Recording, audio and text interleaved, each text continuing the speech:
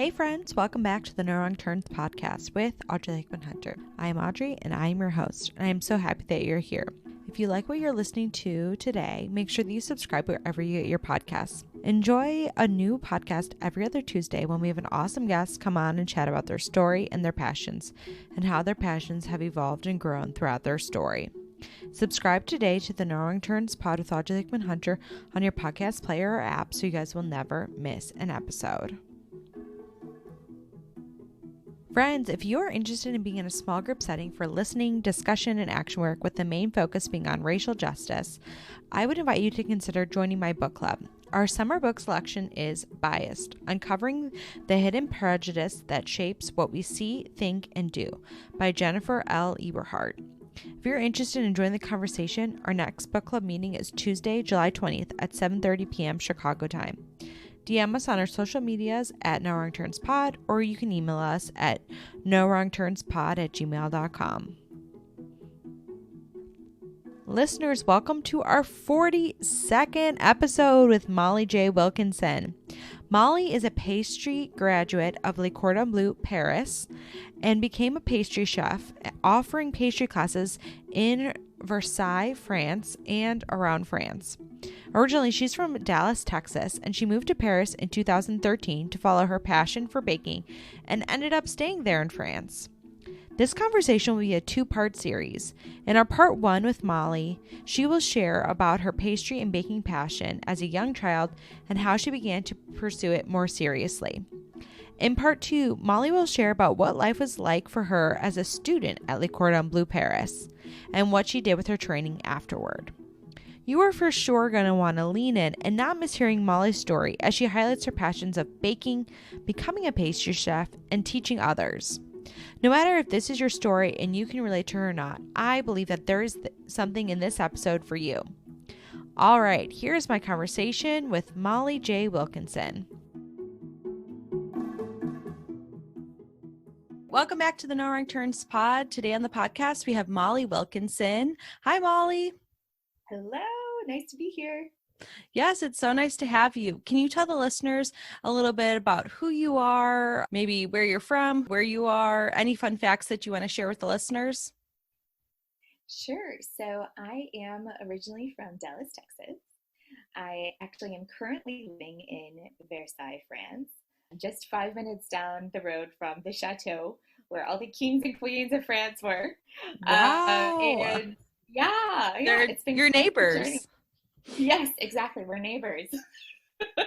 When we moved, it was really funny. Everyone was like, so are you going to live in a palace? And I was like, no, but I don't know. Might be surrounded by gold. We'll see.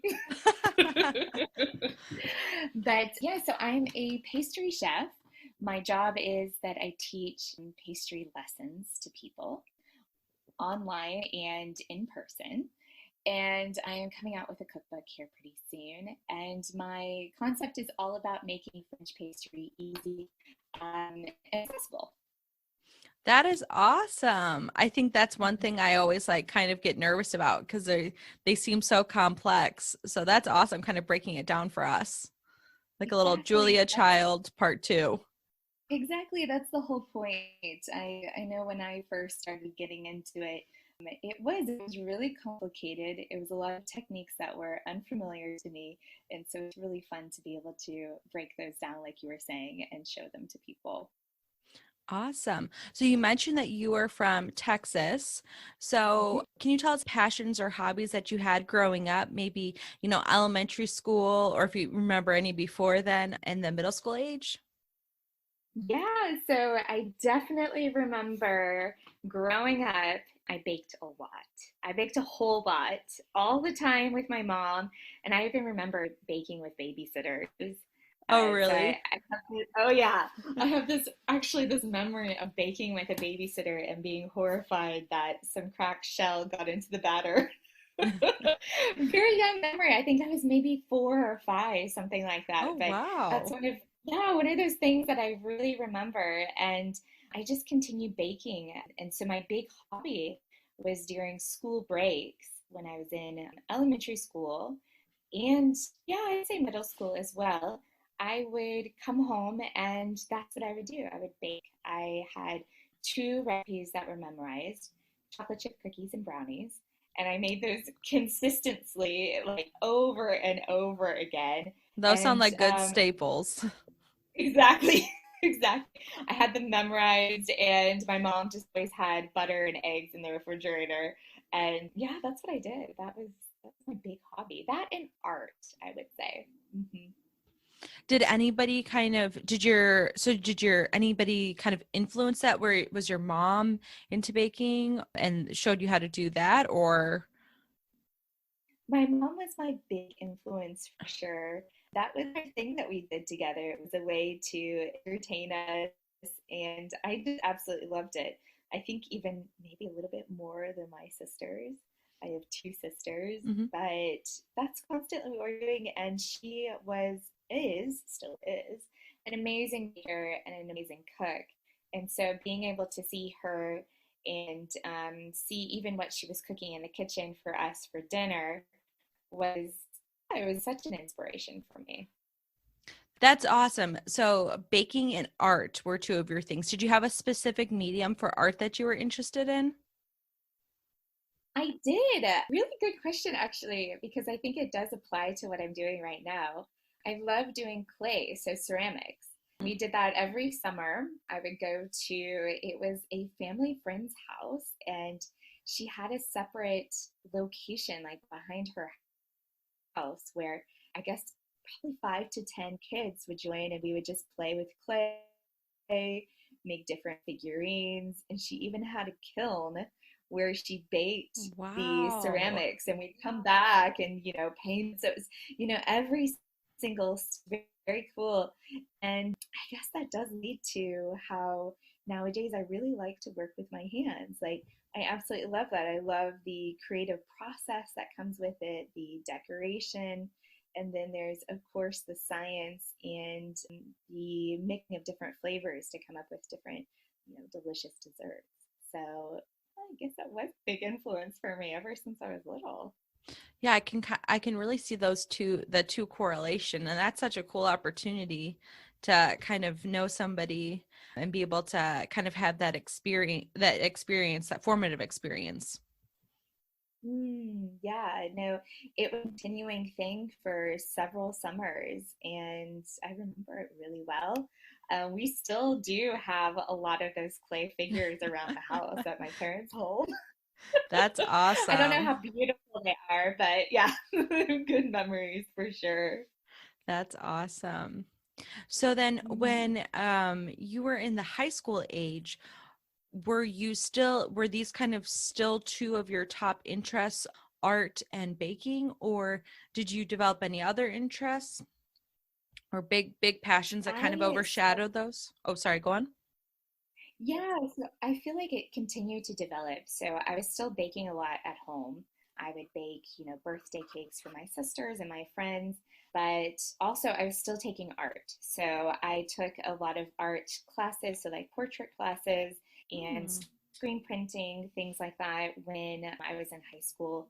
I did some ceramics as well, if I remember, and it was actually just continued to develop when I was in college. So I started taking art history. So it just kind of went from there. Hmm. But I think in middle school, that's where the science aspect came in a little bit more, because baking it's very much so a science based profession or a medium. Hmm. It's very specific in terms of how you put things together and in what quantities and what order, things like that. So for me, it was chemistry that I was very interested in. I started taking physics, and then it was just like, nope, I had nope. But chemistry I actually really enjoyed.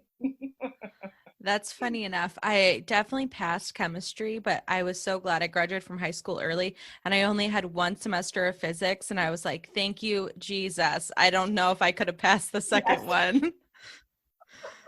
I think it was the same for me. I didn't graduate early or anything like that, but I think it was just required that we take one semester of physics. So yeah, thank goodness. I was like, this is beyond Yeah, me. I yeah. was barely scraping by, Yes. just trying to get out of there. That And continued with math actually too. Like I was good at math in high school, and then I started taking, calculus after that, and I was like, nope. Was very difficult. Yeah. Well, thankfully, I don't believe you need calculus type calculations when you're baking, but maybe you No, do. I'm no. not the professional. No, a good base of math though is actually good when you're coming up and designing recipes because you can change the quantities like that. And so you do have to know a little bit of math for sure, but no calculus, no, no, not really necessary. That's for sure. This week's episode is sponsored by our guest, Molly J Wilkinson, and her new book, French Pastry Made Simple: Foolproof Recipes for Eclairs, Tarts, Macaroons, and more. Unleash your inner pastry chef with Molly's approachable recipes for all of your French favorites. As you know, she was trained at Le Cordon Bleu Paris, and Molly takes all the essential techniques and makes them easy for home bakers, resulting in a collection of simple, key recipes that open up the world of pastry. With friendly, detailed directions with brilliant shortcuts, and you can skip the pastry shop and enjoy the delicious homemade creations yourself. Master base recipes like 30-minute puff pastry, decadent chocolate ganache, and fail-safe citrus curds, and you'll be on your way to making dozens of iconic French treats. You'll feel like a pro when whipping up some gorgeous tray of madeleines and decorating a stunning array of cream puffs and eclairs, along with the classics like the Frenchman's chocolate mousse, profiteroles, and many more. This is a go-to guide that shows you all the tips and tricks you will need to impress your guests and have fun with French pastry. You will find the link for her new book in the show notes. Today's episode is brought to you by Omio. Omio is a travel booking platform that makes planning a journey in Europe and North America effortless. Just enter your travel details and Omio will magically give you all the train, bus, flight, ferry options for your journey. It has never been simpler to book your first real vacation for 2021. Best of all, using Omio saves you time and money. That's a win-win in our books. Omio wants to help you leave your house this summer by offering off 5% off your next booking. Just head to omio.com, that's www.omio.com, and use the code LISTENER5, that is LISTENER5, the number, at checkout. This is valid until June 30th for all new users on all modes of transportation. And it's just the pick-me-up that 2021 needs. Omio. Plan, book, and love the journey. Terms and conditions apply. See the show notes for the Omio link and details. So then when you were getting towards the end of your high school years, did you know what you wanted to do next? Did you know if you were you expected to go to college? Did you want to go to college? Were you thinking of just starting in maybe a trade school or just start working right away? What were you thinking about for your next steps? I think for my family, there was never really a question in terms of us going to college. Like ever since we were young, it was always something that was talked about. And there was the encouraging to save for college as well. We applied for scholarships, et cetera, et cetera. And so for us, it really wasn't a question. Mm-hmm. I knew that I would eventually go into a 9-to-5 job. And I thought that it was going to be interior design, actually. So continuing with sort of that, art aspect, design, but, a little bit of mathematics, in terms of where things go, right? But yeah, it's interesting. I always considered pastry and baking as more of a hobby. Mm-hmm. And I had in the back of my mind maybe going to a cooking school at some point, but I didn't think that was possible. I didn't think that it was possible for me to make that a profession, for me to succeed in that role financially, actually, because I'd heard, that it's very difficult, which it is. And none of my family was in the baking or the culinary world. So I didn't have any role models to look for in terms of how to go into, working in a restaurant or starting a bakery or things like that. that. And so my role models were a 9 to 5 job. And that's, I was very happy with that, and, contemplating interior design. And I even did an internship, and I enjoyed it. Yeah. But it was actually, I started that out as my major in college. Interior design. And that was what my major was going to be. My older sister was graduating as an architect. And so a lot of us, a lot of my friends and family were like, oh, do a sister team, architect, interior design, something like that. And it's really crazy. Like, I don't know what it was, but after just 1 year of interior design, I was like, I like it, but it's definitely more of a hobby for me. I didn't see this as being a profession. Mm-hmm. And even when I did that internship, I was like, well, I enjoy it, but it wasn't capturing my interest as much as I thought it would be. And I think that's so common. Like, it's so hard to know when you're going into college what you're going to, eventually do. So I actually changed to business, which you can probably guess based on what I was saying earlier. Finance was not good for me. I think I took one finance class and I was like, no. And that was really complicated. So I did one semester and I was like, oh, I'll do business school. It's a good, covers all the bases. You can do a lot of things. And then it was very difficult for me. I loved it. And it was crazy because I thought every single time I would do really well. I think that I would do really well on like a business law class or something like that. But it was difficult métier is what they said. It was a difficult major for me. And so I changed to marketing. How did you choose marketing? Or you just were like, this is the next best choice. I think this has got some of my interests in here. Yeah, pretty much. It's very similar to business, right? And it's an aspect of business. And it was, gosh, I hate to say it, but it was easier. For me, it just made more sense. And so I did advertising and public relations. I didn't really like PR. I think I had one class in that, and then I just, gravitated towards advertising. And yeah, for me, it was a major. It was a means to an end. It was, I knew that I would be able to get a good job after I graduated with that, and that was the most important thing. But I also started doing art history as a minor, and so that art aspect came back in. And gosh, I loved that so much. I loved sitting in a dark room looking at slides, on a big projection screen. I loved it. And that's eventually what led me to do my study abroad trip and go to Europe for the first time. Wait, I want to pause you for 1 second. I realized I didn't ask this before we go to Europe. Did you stay in Texas for college, or did you go somewhere else? I stayed in Texas. Okay. Yes, so gotcha. I went to Texas Christian University, about an hour from where my parents lived. And I was definitely one of those people that brought home laundry on the weekends.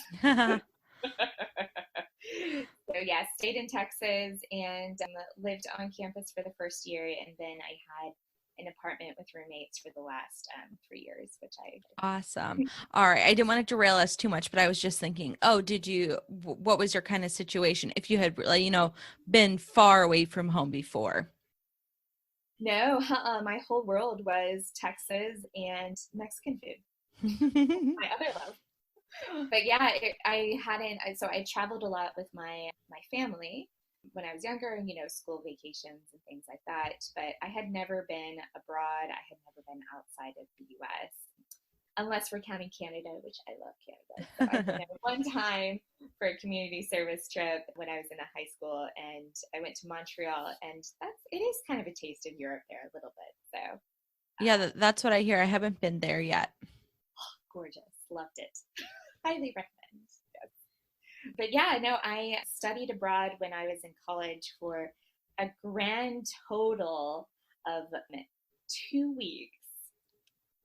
Oh, I That's thought it. you were I thought you were gonna launch into a whole semester with the way you're No, talking. no. So was It it traveling around Europe or did you stay in one place? So we stayed in Paris for 1 week, Okay. and it was totally the quintessential, you get off the plane and, well, it was very gray. It was very gray when we arrived. I remember that. And I remember seeing the Eiffel Tower from a distance and being like, oh, well, that's cool. Because I never was a Francophile growing up. Mm, Like I loved the Madeleine stories and stuff like that, but I right. didn't berets or pictures of France around my room. I knew I would love it though. That's for sure. So I started walking around, and it was all about Americans in France, so famous authors and things like that. Okay. And we visited all of the major sites. Did a couple of French lessons, which didn't really help me out that much. And one of I guess my fondest memories was going to the Louvre Museum and seeing the Rubens paintings for the first time.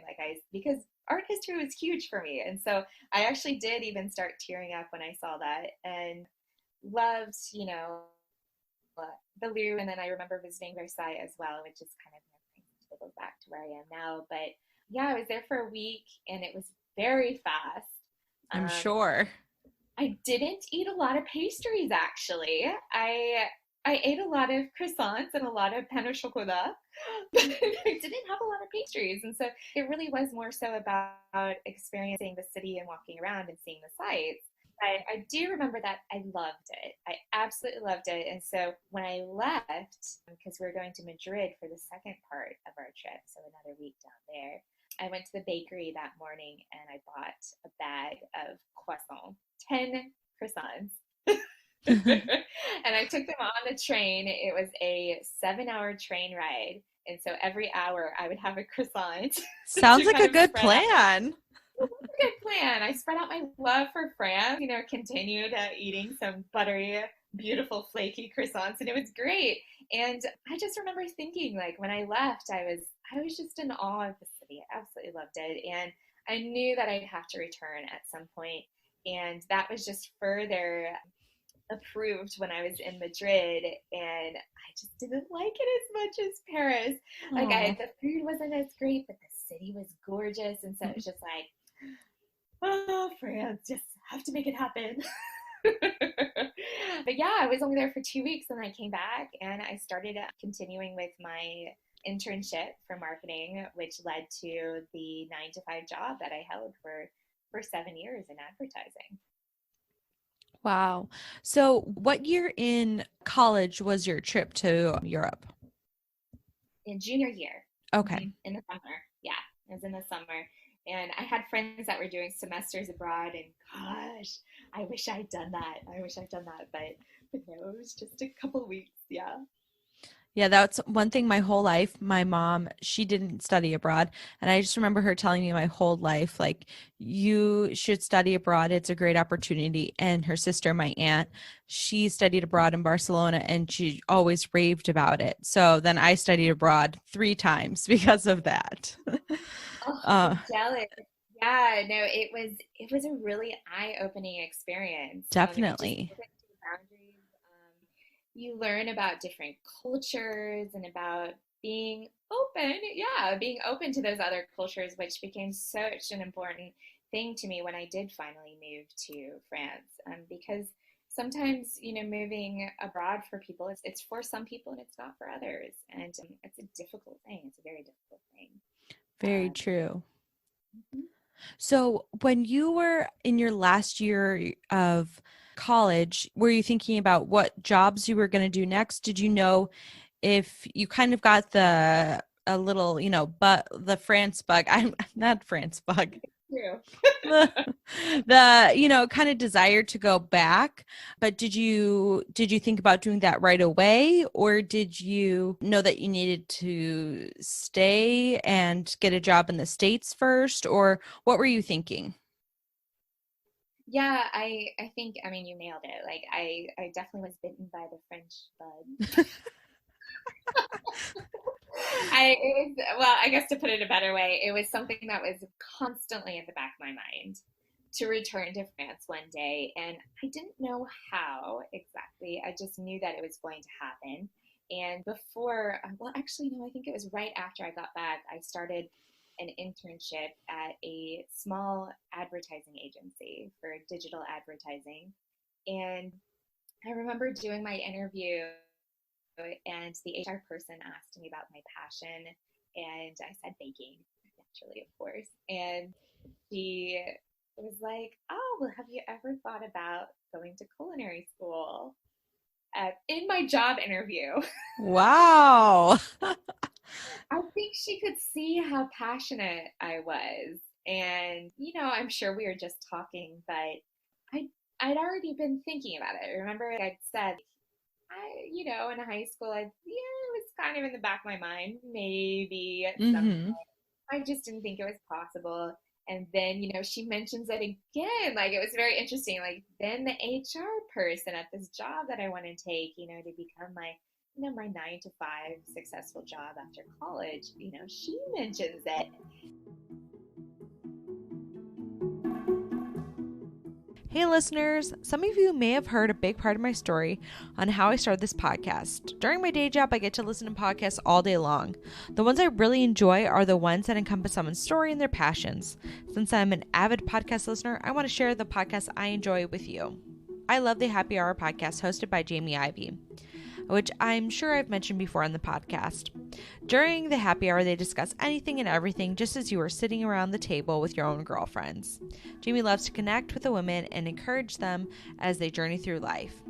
Today, I wanted to share with you an episode that stuck out to me, episode 377, with Gretchen Saffels, who's the author and founder of the online community Well Watered Woman. In this episode, Gretchen talks about society's criteria for a, quote, good Christian woman, and how to combat that with God's word. Gretchen also dives into the true meaning of a well-watered woman and what it looks like to be really with Jesus. There's a quote that I've had a sticky note on my laptop for the past several weeks after I've heard this episode.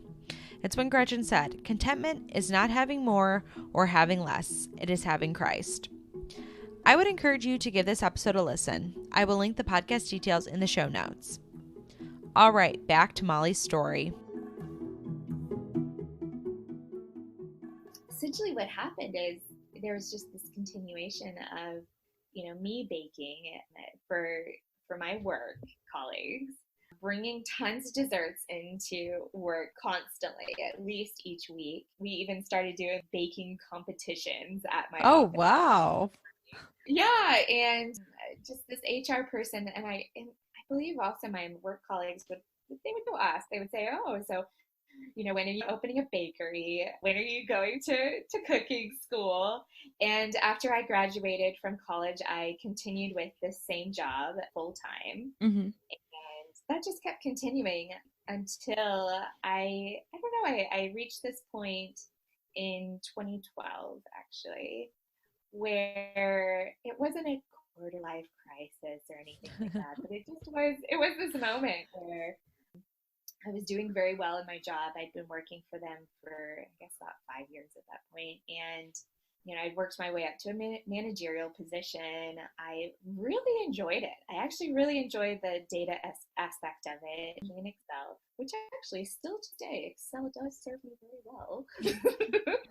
And yeah, I was like, oh, totally lost the train of my thought. You said you worked your way up to a managerial position and you liked Excel.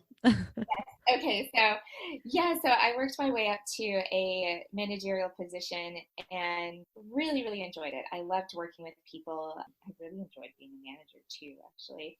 And I was good at my job. And I thought that, I would be happy doing that for a very long time. But there was one day, I don't know if it was a specific day or anything like that, where I was like, hold on a second, doing well. I have a dog. That's the only thing that I really have in my life. I'm not married. I don't have a husband. I was 23, and I was like, this is the moment. This is the time that if I want to pursue going into baking, or at least just kind of dip my toes in it a little bit Mm-hmm. more, that this was the time, because otherwise, because of how my career was continuing, I would really have to just focus on my marketing career 100%. And it would be a lot more difficult to later in my life just, one day be like, oh, well, I'm baking. Yeah, that would be a So, rougher transition.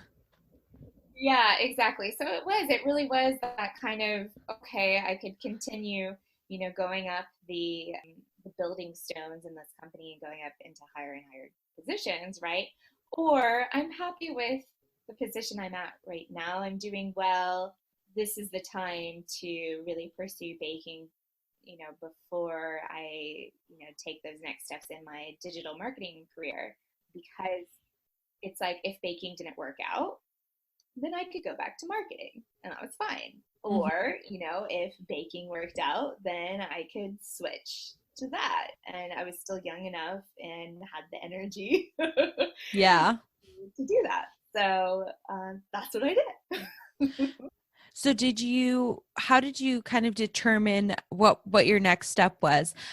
I know that there is, culinary schools, but did you know, because you already had a lot of experience from growing up, just kind of in the kitchen, did you know if you were dead set on going to culinary school, or did you think that you were just going to open up a bakery, or what was your kind of blueprint that you were formulating? Yeah, so I'm definitely a planner, a big planner. I like being prepared for things as well. Same. Which Francois, oh yeah, Francois, my partner, he knows that. And so I like to be very prepared. I like to have a plan. I like to be in a good spot when I make transitions. Does that make Mm-hmm. sense? So Yes, it, yes. yeah, I wanted things to be, yeah, situated and ready to go. So it just wasn't like, oh, I'm leaving my apartment and moving to France. Yeah. No, it's a big decision. So there are two paths that you were saying, which are exactly right. So you can either go to culinary school, of course, or you can, use the skills that you've gained by working yourself in the kitchen or by learning from others, right? So a lot of times in the culinary world, you learn by being in different kitchens and cooking with a lot of different people. Mhm. And that's where you get all of those tips. That's where you gain all of that knowledge. But for me, I think I wanted the structure. I wanted the structure of going to culinary school and moving through all of the bases that there are for baking, because there are certain things things like that. So, anyways, Mhm. so for me, I looked at schools in the States, actually. I looked at the French Culinary Institute in New York. I looked at the CIA, not the spies, but the Cooks Culinary Institution of America. I looked at some others. I even looked at the Cordon Bleu in the US, which I don't think is actually there anymore, Yeah, there used which to be was a one in franchise. Chicago, Uh-huh. And then but probably got closed. yes, it did. My aunt actually went there before it was Le Cordon Bleu, and then it changed titles. And now I'm not sure because I drive past it actually quite often, and there's a big apartment building Oh, in the front, but I'm not sure what happened to the building itself. interesting. Well, I know that there was actually a lot of lawsuits that happened because they essentially said that you could become a chef right after you graduated, which really isn't the case. And so there's a lot of people graduating and they were dishwashers and they were like had all this school debt and they're like, Oh no, this is no. not cool. Yeah, and so the Cordon Bleus in the U.S. were a franchise. The Mm. Cordon Bleus in the rest of the world, which have a very, very, very good name for themselves, essentially. So I Gotcha. had looked at going to the one in Dallas, and surprisingly, or maybe not surprisingly, the price was twice as expensive as going to the one in Paris. What? That's Yeah. crazy. And so, me being a planner and a her was like, that's a little ridiculous. I could move to France. I could pay for, rent and experience where French pastry was born and go to the Cordon Bleu, where Julia Child went and Giada de Laurentiis and things like that, and experience a whole other culture. And it was just hands down the easiest decision ever. I was like, well, I'm doing that. I got a question. Yeah. For applying to go to Le Cordon Bleu, do you have to, I mean, I guess you would submit an application, but do you have a video of you or a test of cooking basics? It's a kind of like applying for college. Okay. So you write an essay, Okay. and essentially if they have space, you're in. Okay. And it's taught in 3 semesters. So if you don't pass a semester though, then you're out, or you have to retake that first semester. So the test really comes in those first 3 months for you, and then continues through intermediate until you actually get your certification. So yeah, it was an application that I did online, and once I received this massive letter in the mail addressed to Mademoiselle Molly Wilkinson, I was accepted. So I actually moved back home. I started saving so I could pay for the school myself, because it still was quite expensive. And so I'd have, a good base for myself while I was in Paris. And then applied for my student visa, which is relatively easy to get when you are going to school, because they know that you're only going to be there until you graduate. Right. And so for them, it's just kind of a write-off. It's like, okay, well, here's your visa. You're in a long-term school. You're going to go to learn a trade in France. And then once that's over, then your visa is up. And then I moved. So I picked up everything. I continued actually working remotely for that same marketing agency, because if you might have guessed, I'm very much so, I just try to take things a step at a time, and I just didn't want to be like, okay, bye. I like having that little base, that little cushion, just in case. And so for me, it was a way to continue to stay connected with this incredible company for letting me do this, right? Yeah. And continue to just, know the advancements that were happening in digital marketing, which changes very fast. So the hope was that after a year, I'd know a little bit more in terms of if I wanted to continue with marketing or if I wanted to slowly make the shift into baking. But I always had that little buffer for myself. That's great. Well, that's an awesome opportunity and blessing to be able to have that, I guess, on the side as you're going to culinary school, to kind of be making that decision, but not have as much pressure on you, kind of, because you still have a bit of an income.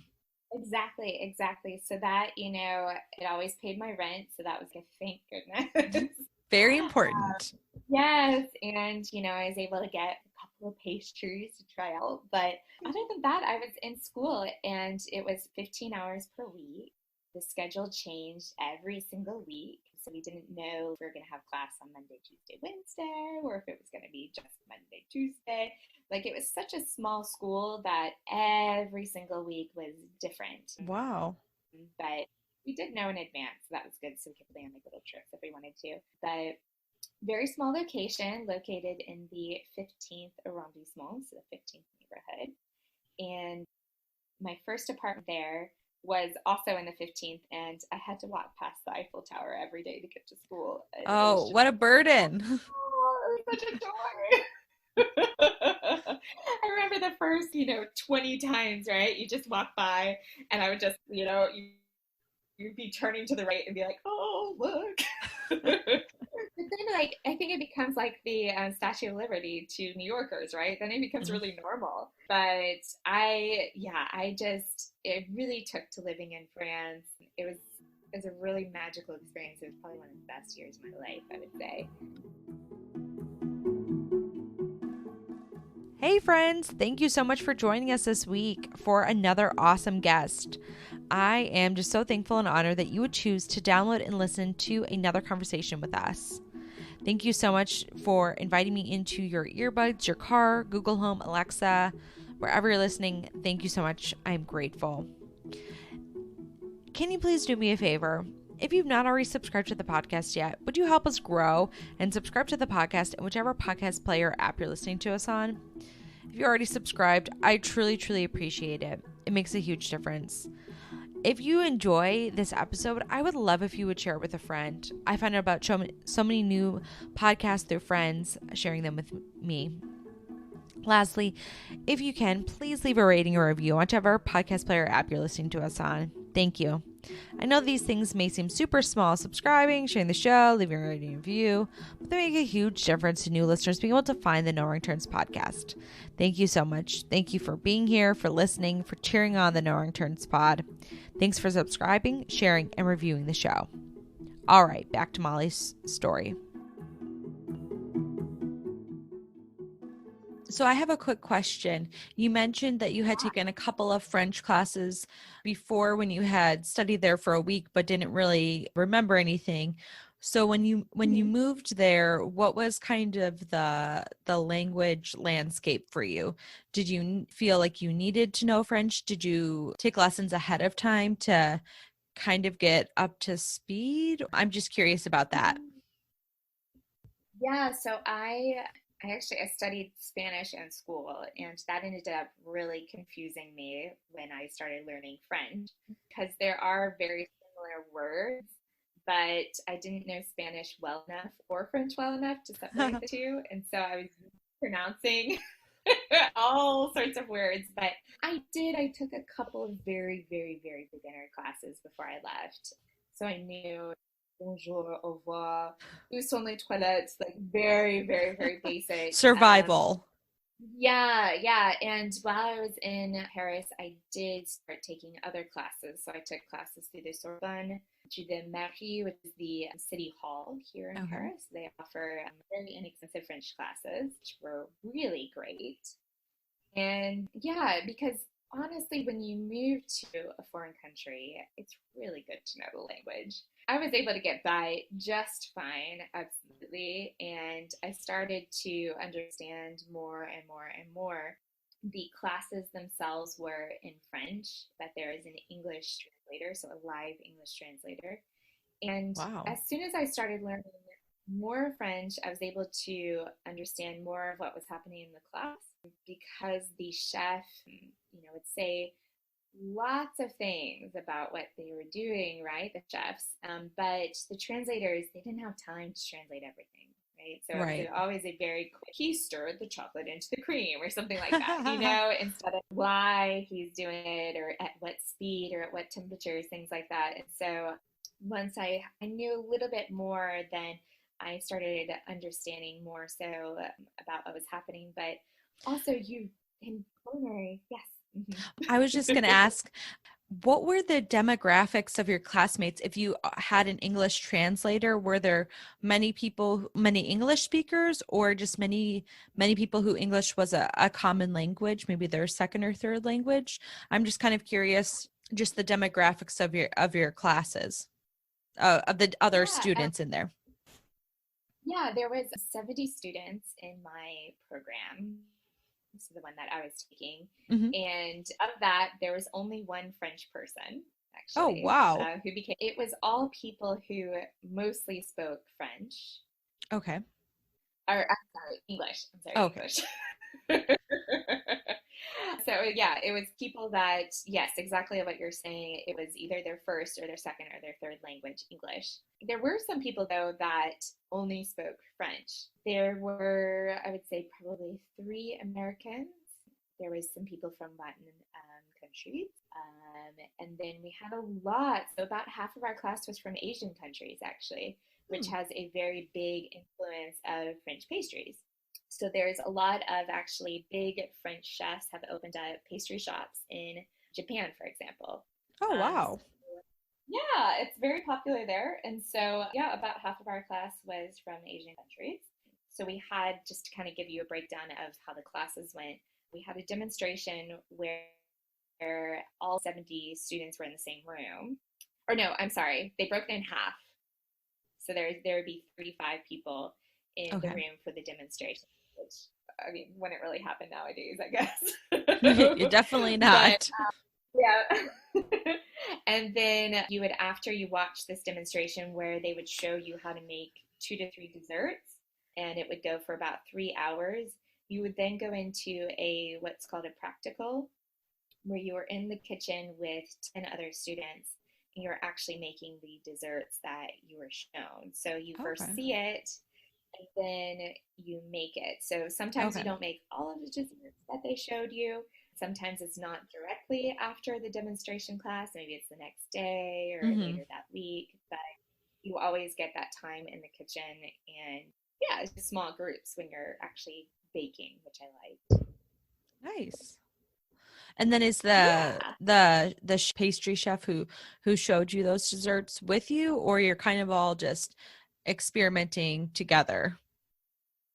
No, there is a chef that oversees in the kitchen when you're baking along, and they don't offer a ton of advice. So we'll kind of walk around and like see what you're up to. I remember they'd always kind of manage the ovens for you, which was really interesting. I think because they're students, which makes sense. So there would be, you know, only 1 or 2 ovens per classroom because it was very small. I was in a smaller building than it is in now. Actually, it moved after I graduated to a new building. But yeah, it was a wonderful experience. Loved it. The chefs were hilarious. There was actually one chef who, they're all very well known in France, actually. But this one chef, he had a lot of American ties, actually. He helped develop gingerbread men for Williams Sonoma. So, like, oh, wow. that were like sold at Williams Sonoma. I don't know. That was his big thing that he would tell us about. Claim like to fame. Put that on your resume. Exactly. But yeah, I would go home, and for our exams, you were encouraged to practice the desserts again at home. And I had a very small oven, the size of a microwave, tiny. And I was living in like a very small apartment. And for the exams, what happened is you had to first do a multiple choice type test, which was based on the information in the class. So, for example, a genoise cake typically contains these ingredients, things like that. So, flour. Was your test in English or French? You had a choice, actually. Oh, okay. You could, yeah, which was kind of nice. And then after that, so you had to memorize a lot of stuff, right? So it was, you know, a lot about learning about the ratios of how cakes were put together, you know, the basics of French pastry, which provides this really solid foundation for, you know, making your own recipes. And then after that, we essentially picked a recipe out of a hat and we had to make it. Wow. No pressure. They would give you the recipe, quote, quote, the recipe. Not even. They would give you this list of the ingredients that were in there. And then your first part of that test was you were supposed to fill out the quantities of each ingredient. Okay? Yeah. Oh my goodness. Put, you know, I'm just going to say it in cups. If you put like 2 cups instead of 1 cup of something, or, you know, like a very like, yeah. So you had to memorize all of the ingredients, all the quantities for all of these recipes each semester, which can be between 30 to 40 recipes, right? Oh my goodness. Then thankfully you hand that in and then they give you the correct measurements just in case. So then you actually make it based on, you know, they give you the right one. So, you know, in case you put 2 cups instead of 1 cup, you're not in the woods. Wow. But yeah, but you don't have the instructions. Okay. So now you have the list of ingredients and the list of the actual quantity. So it's in metric in France. So obviously it would be like 200 grams, something like that.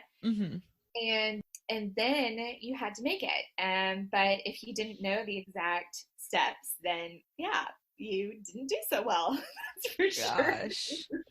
So it It was, yeah, I had to do that. Well, there's 3 semesters, so I had 3 big exams like that. And it was a lot of pressure because, like I said earlier, if you don't pass, then you fail and you either have to retake that one or you're just done. So, yeah, so it was Wow. a lot I of feel pressure. pressure just hearing about the thought of having to memorize 30 to 40 recipes, know all of the quantities, and then execute all the steps.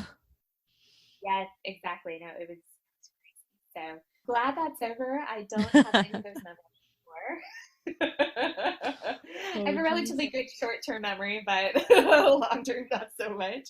But yeah, it really, honestly, that does come in handy quite a lot when you're doing pastry because I still look at that. I look at the ratios of ingredients, one ingredient to another ingredient, and Mm. how what typically goes into something, and then you can go from there to change the flavors and consistencies and stuff.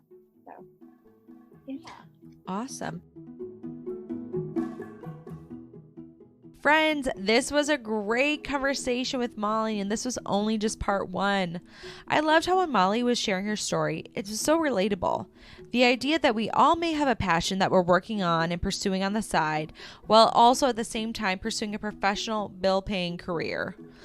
It was awesome to hear how Molly made the decision to plan for her moment to branch out and become formally trained in the art of French cooking and pastry.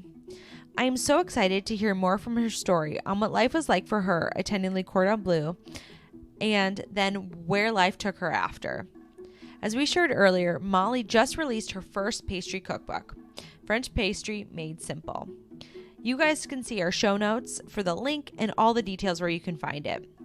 I hope that you were encouraged today from Molly's story and her passions, and my prayer is that you would consider what God has for you and what He might be leading you to. All right. This week's episode was edited by Sophia Bote. Thanks, Sophia. And you can see the show notes for our music credits. I hope you all enjoy your week. If you enjoy this episode, please share it with a friend. That would be so awesome. And I would thank you so much. And come back next week and we will have part 2 with Molly J Wilkinson, the pastry chef based in Versailles, France.